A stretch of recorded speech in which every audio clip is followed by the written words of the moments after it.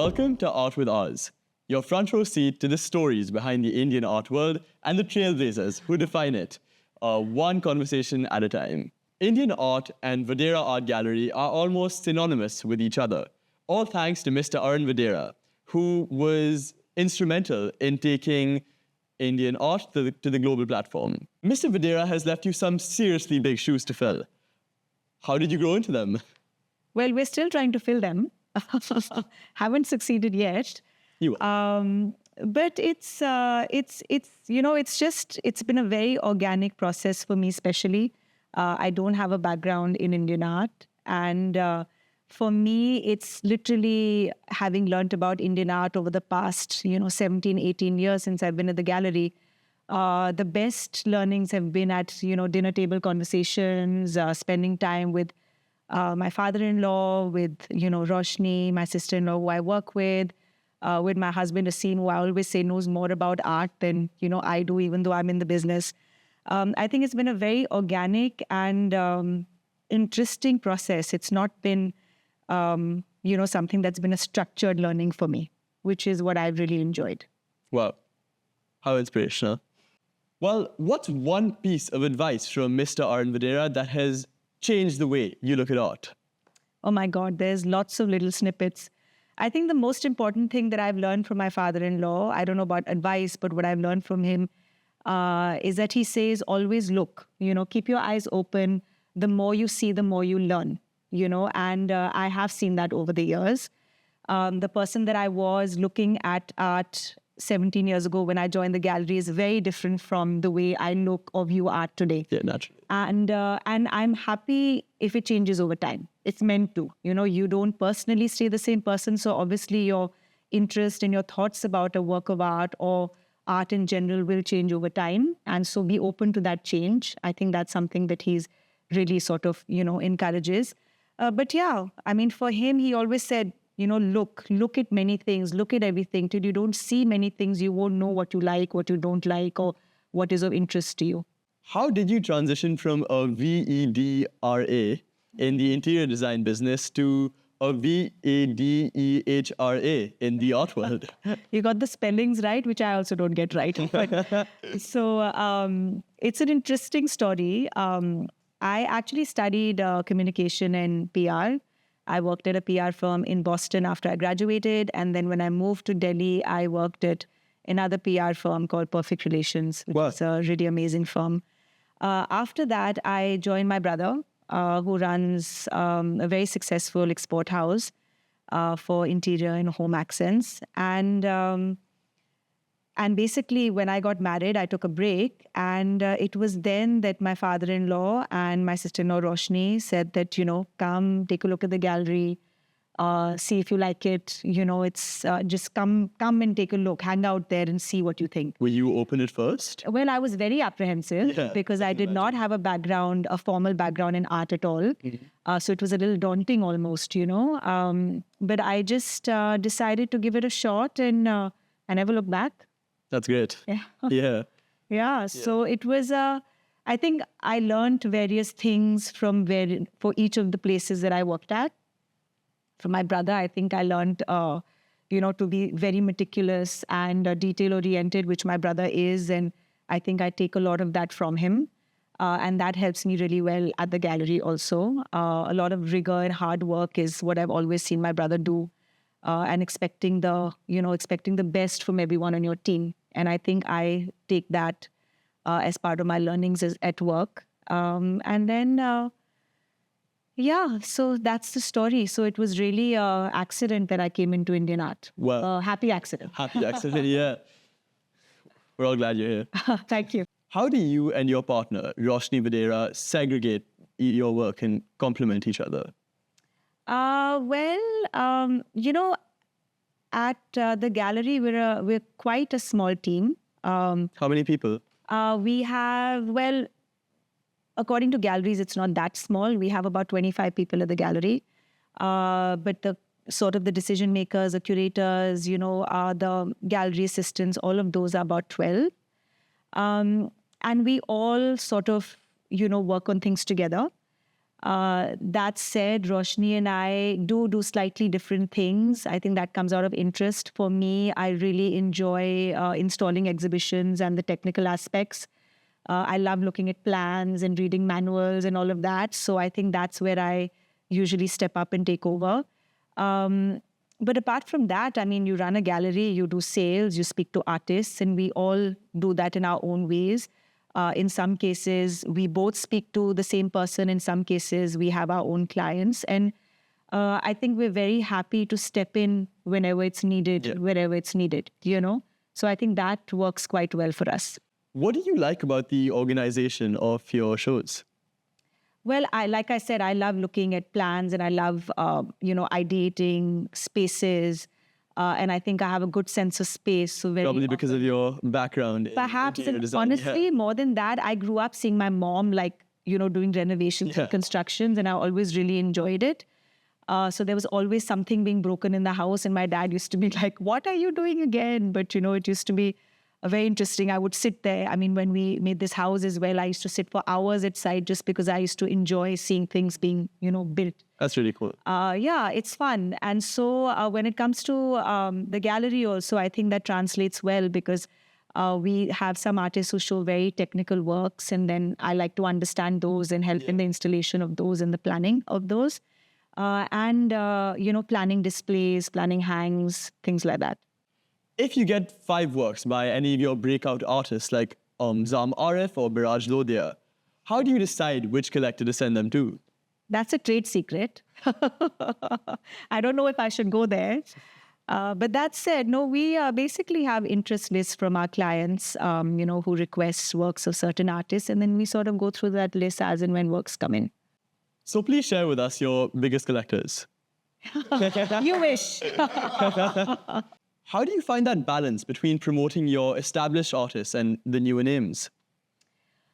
So we're one of the few galleries in the Indian art world that represents artists across 4 generations, starting with the modernists, which is what my father-in-law, when he established the galleries, he created very strong relationships with that generation of artists, and then on to what we call the postmodernists and the contemporary, and also very young emerging talent.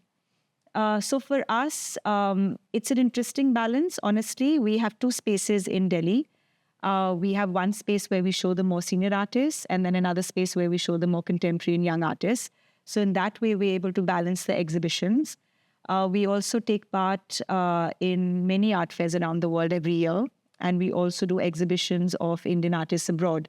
So between all of those exhibitions, I think we managed to create a fair balance of senior and young artists that we show. That's great. Do you have any upcoming exhibitions that you'd like to tell us about? We have some great shows coming up later this year. I mean, we have a wonderful show of Ghulam Muhammad Sheikh Prince that's coming up next at the gallery. We have a large traveling exhibition of Sudhir Patwardhan that's going to be in London, in Delhi, in Calcutta, in Kochi. Can't wait. It's a traveling show. And we have another exhibition in honor of the senior artist Gieve Patel, who passed away last year. And that is basically various Indian artists, sort of paying homage to the artists who they love very much. That's in November. And then, I was counting, we have about 11 shows coming up until February. So there's a long list. Stacked. Yeah. Please check them out. What do you think of digital art? Well, it's a part of the art market that we have not explored so much. So honestly, for us, it's the work that you show at the gallery that's important. The actual brick and mortar, that is what's important to us. So we don't really do. I mean, if you're talking about NFTs and things like that, we haven't delved into that yet. Okay. Would you want to sometime in the future? Let's see. Well, how do you see your gallery contributing to the art community as a whole? I always say that in the Indian art world, since we do not have as many museums as, say, other countries in the West, the galleries play a double role, almost as a museum or a public space. We like to look at ourselves like that. Now, of course, we have amazing museums, here already and coming up in the near future. But for a very long time, the galleries were what worked as places of disseminating information, bringing the public in to view works. And that I think we've done, well in the past few years. We're very open. We like to have all sorts of visitors come to visit us when we have our shows. Apart from that, about 15 or 16 years ago, we started a foundation called the Foundation for Indian Contemporary Art, or FICA. In the beginning, it was sort of initiated by my father-in-law because he was very passionate about that, about bringing foundations and bringing, public art and bringing non-profits into the art world. But now it's a totally independent organization that, runs with this wonderful director, Vidya Shivadas, and we have a board of trustees and a group of patrons that support it. And that does a lot of work for the general art community. So we give out grants, we give out prizes, we give out, we do public lectures, we have various things, which is our way of supporting the Indian art world. How do you see yourself collaborating with FICA in the future? So we have, the thing is, a gallery and FICA are now absolutely separate from each other. But of course, the gallery still supports the organization in certain ways. We have various ways of supporting the gallery and FICA completely separate, independent of each other. But we do support where we can. The winner of the Emerging Artists Award has their solo exhibition at the gallery every year. So it's a great platform for a young artist to show their work. And even otherwise, there are various sort of synergies that work together between the gallery and FICA. Has this year's solo exhibition happened yet? Yes, so it's always in August. So okay. We just finished it a few weeks ago. Who was it? It was a group exhibition. At Bikaner. Yeah, no, not at Bikaner. It was at the gallery. Okay. It was various grantees. It usually happens in July, August every year. So they try to showcase the various grantees and winners of the various awards at the gallery. Okay. How do you handle the commercial pressures of running an art gallery? I guess as anybody handles the commercial pressures of running any business, no? All businesses at the end of the day have a bottom line and a top line, and you have to find ways to, balance your passion, but also make it commercially viable. Do you treat art like a product?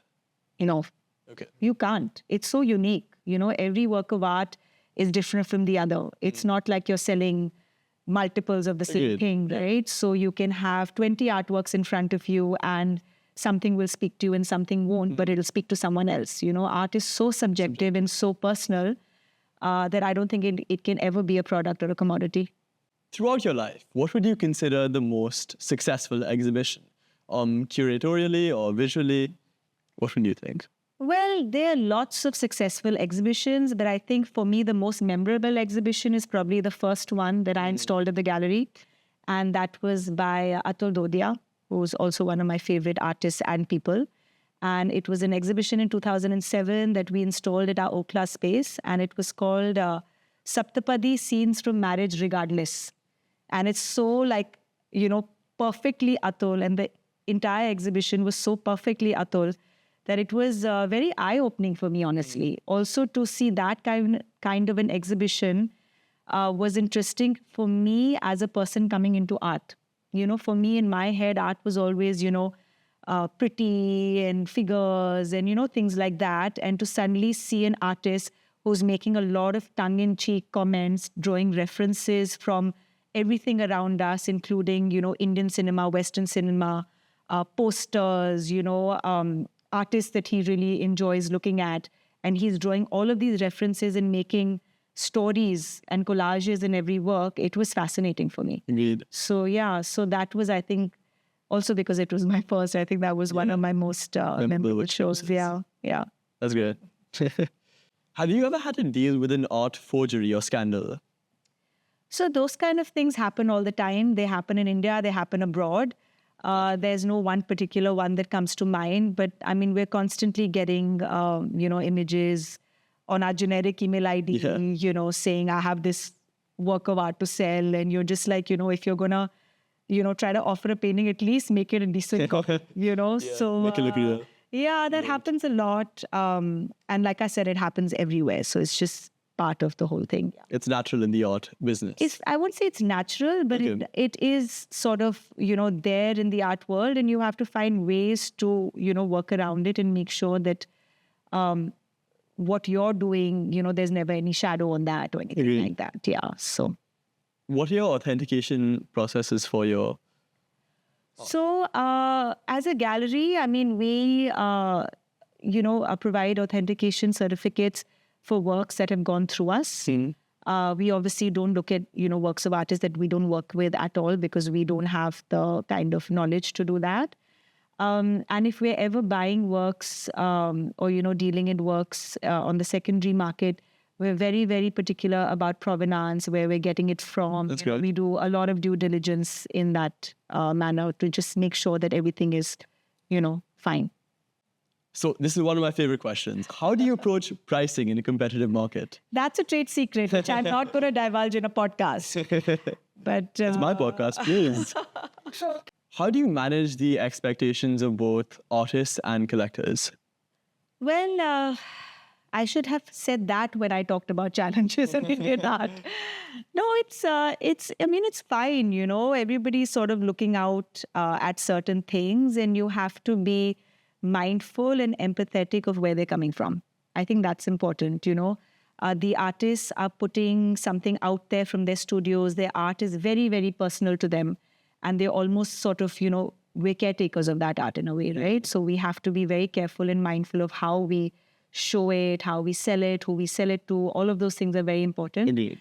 And then collectors, on the other hand, they are putting a lot of trust in us as well, because they are coming to a gallery who they think is of repute. And they are buying from us for a reason. And we have to make sure that those reasons are upheld, So it's not a very difficult thing to balance, but it can have its, nuances. What are its nuances? Again, trade secrets. Nuances would be, I would say if an artist is, very particular about showing, say, 30 paintings in a particular show, and we say, no, we feel it'll be a much tighter and interesting display if we show 20 of them, so that would be a conversation. Indeed. Or, even simple things like when the show should be done, when the works are ready, where it should be done. All of those are, conversations that you have with artists. And in terms of collectors, you have to manage expectations. A collector may come to you and say, oh, I'm looking for art as an investment. And I say, well, you shouldn't be. You should be loving and enjoying what you're buying. And then if it goes up in value later on, well, good You're for lucky. you. Yeah, it's good. So I think those are kind of things that you sort of manage expectations. And yeah, it's not tough. You just have to, give voice and reason and listen. In your head, who do you put first? The artist or the collector? You want to get me killed here, right? Like on national TV. But I think both are equally important. Okay. We can be a gallery without neither, if that makes sense. We need the artists who, sort of give us work, and we need the clients or the collectors who then buy that work. So I think both are as important. One word. One word. One word. One word. What's the word? Asking. Artist, collector. Both. Oh, that's an answer. That's an answer. One word you said. So, Parul, what's the most memorable piece of art that you've ever sold?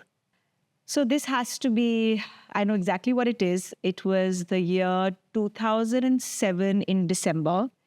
And it was one of the largest sales at that time that I had made. It was a Tayyab Mehta painting. Wow. And it was very, very exciting because we sold it to a collector who I was personally working with the first time. There was this sale of a Tayyab, which was very exciting for me. And over the years, that collector, continues to, buy from me, but he's also become a very close friend. So I think that's probably a very memorable work, also because it was one of the first that I sold. Name drop. No way. Okay. So have you ever hosted a show that didn't go as per plan? Well, the most recent one that I could think of is an exhibition of Rameshwar Bruta that we did in London in June. The works were, shipped out from Delhi well in advance, but as shipping goes, things, didn't go according to plan, and we literally received the consignment of works 2 hours before the show was That's supposed to insane. open. Opening was at 6 p.m. and the truck with the works arrived at 4 p.m. How did you deal with that?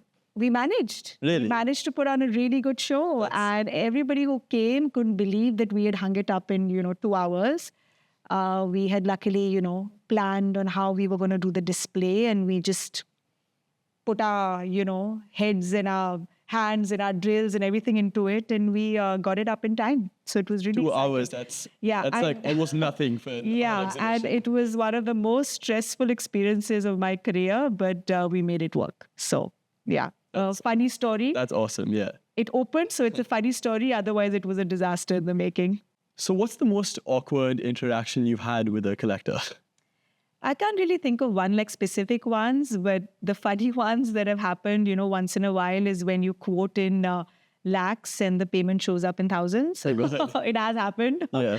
So, just things like that. It's, nothing really awkward as such, but yeah, things like that do happen and they always make you laugh. If you could represent any historical artist of our time, who would you represent? Any historical artist, does it have to be Indian or international? Your choice? Well, if it was international, Edward Hopper, one of my favorite. I just love his work. It really speaks to me, the whole melancholia and the scenes of life, and that really speaks to me. I really do feel as a gallerist that if until you don't feel passionately about a work, you can't sell it well. So it really, because selling art is also, is an art. It's a technique. And if you don't feel passionately about a work, how will you make the other person feel passionately And about connect. it, right? Yeah. And connect with it. So Edward Hopper would be one. And in the Indian art world, probably someone like Souza. I love his work. We did, very brief things with him, nothing really in particular. And I think he's a very, very powerful artist. And it would have been amazing to have been able to do many shows of his. That's great. If I'm not mistaken, you have a work of Hopper's here, don't you? We have a small old room. Yeah. Yeah. Maybe later. Okay. I'll show it to you. Done. I know you don't usually curate, but if you could curate a dream show, what would be the theme or focus? Oh my God, that's a really tough question. I think it would be, I think it would probably be a show of like the best works from like the Impressionists or something. That would be like, it's impossible. Yeah. But yeah, you said dreams, so I'm dreaming. But yeah, those are really artists that, really speak to me and talk to me. So yeah. You can dream with your eyes open. Vadehra 2030. Here we go. Yeah. Now, on to the rapid fire. Oh, but wait, what's my prize? You don't get a prize. This is coffee with another Karan. Oh God, that Karan. Okay, let's go. Let's do this. Okay. If you could have dinner with any artist, past or present, who would it be? What would you ask them? Oh my God, that's not very rapid. Okay, someone I know, Atul Dodia, and I would ask him what he's working on in the studio. Nice. Choose one. Oh, this compliments the last one. Atul or Anju Dodia? No way. No way. No way. I love them both. Please. Equally. No inclination whatsoever. Maybe bending slightly to the side. No bending Anju because she's a woman. Okay. Have you ever shown a piece of work that you were secretly embarrassed by? Yes. Which? Never telling. What is your favorite work of art that you personally own? Oh, I think it has to be a Sudhir Patwardhan painting. Where is it? Yeah, it's right here. Oh, Where is it? in terms of your competitors, who is your biggest inspiration? And now you have to name drop. I would say I won't call it competition. I think we all coexist quite well in the Indian art world. But I think, the programs of galleries like David Zwerner, Gagosian, all of these galleries, and the way they've really scaled their galleries and their program is very inspirational. What's the most extravagant demand you've ever made or seen by an artist, client, or collector? Most extravagant demand. Well, luckily, our artists are not divas. So it's not so crazy. But yeah, there is a really interesting story that I heard from my dad-in-law. Oh, that's So whenever Hussain Saab would come to the gallery, he wanted pan from a very particular pan seller in Defense Colony. And all of his pajamas had to have naras. Really? So then we used to have someone from the gallery go and buy up all the pajamas they could find, because he used to wear these like white ones, and then literally take them to a tailor and get naras put in. Wow. Yeah, and it was just like one of those eccentricities, honestly, and it was, they make for really good stories, yeah. But That's what makes me Peru they are. yeah, absolutely. What's the weirdest place you've ever displayed a work of art? Weirdest place that we've ever displayed a work of art? We're pretty standard in the places that we display works of art, usually on the walls. Yeah. Not even one? Nothing that comes to mind. Not really, no. Not that I can think of. I mean, we've had, seen works displayed as part of doors and things like that in collectors' homes. Not weird, but interesting ways to show work. But yeah, gallery is pretty straightforward. At least what you've seen then. What's the weirdest piece of art? What's the weirdest display for a piece of art that you've seen? Well, weird in a good way. Yeah, sure. Not in a Degradation. unusual way. Like, I love the display that was in the Arsenale in Venice Biennale this year, where the curator had taken these huge blocks of concrete and, put these glass pieces, and then the works were displayed on each side. Yeah, so I think interesting displays like that, I mean, I definitely pay attention to them and always think, oh, that's a really cool way of showing art. How can we use that maybe sometime in the future? So, yeah. I do look in displays, though. That's really cool. I find them really interesting. Probably because of your background. And, Probably. Yeah. Yeah. So I really do, a lot of times I have these photos on my phone that aren't of the painting itself, but are actually of how the Display. painting is Yeah, done. wow. What's the most unusual way you've ever sold a piece of art? Most unusual way. I mean, I guess, I don't know, like on the phone or something without somebody even having looked at the work of art, Really? just off an image.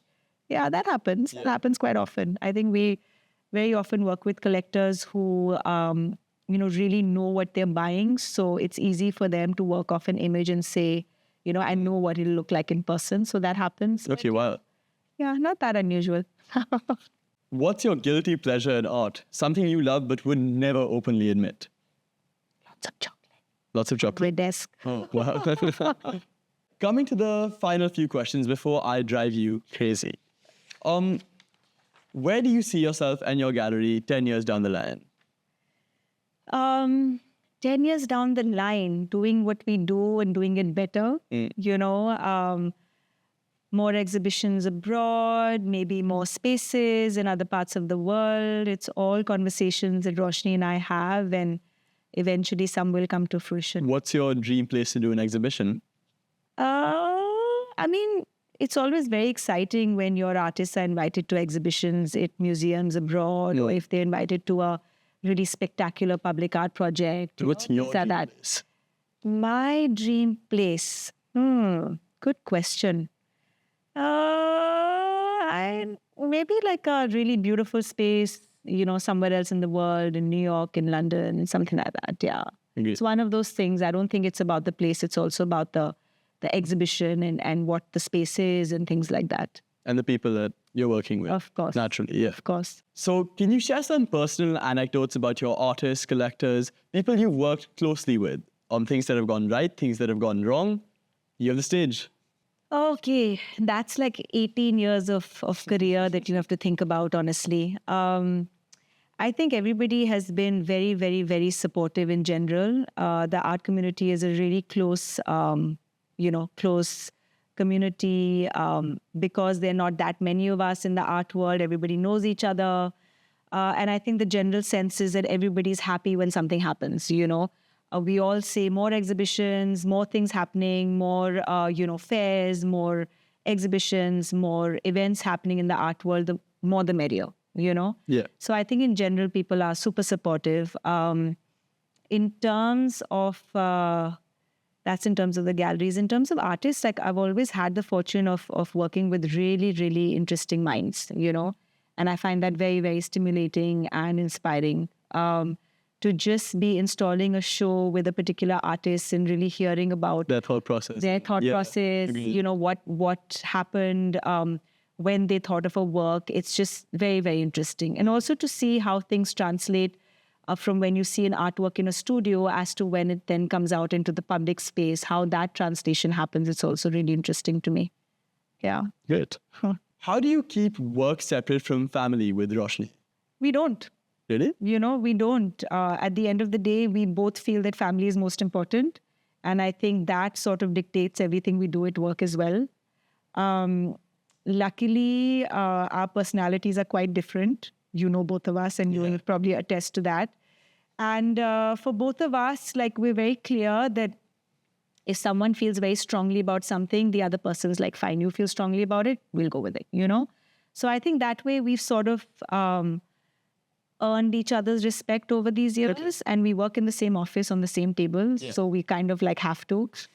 But yeah, I think we're just really good friends and we enjoy working together. I mean, we obviously there are times when we don't see eye to eye on things, but at the end How do you solve those conflicts? Like I said, it depends on what's more important to which person, so I think we're quite good about doing things like that. Okay. And we do usually find answer, and honestly, I mean, nothing's the end of the world, right? Agreed. I mean, anything's solvable, so it's okay. You just take everything easy. Nothing has to be like end of the world situation. Yeah, that makes sense. Yeah. Yeah. So moving on to the final question before I take up more of your time. How do you want to be remembered in the art world? What legacy do you wish to leave behind? Oh God, Azaan, I'm not old enough for that. Like, seriously, these are not thoughts that come into my head. Right now, I'm just thinking about going to the gallery tomorrow, 11 exhibitions coming up in the next 5 or 6 months. I think legacy building and all of that, I leave to maybe 10, 15 years down the line. Well, okay. Right now, it's one day at a time. Yeah, that's a good way to approach this. Yeah. Thank you very much. Thank you. And you've been watching It's Art been with Us. amazing. Thank you.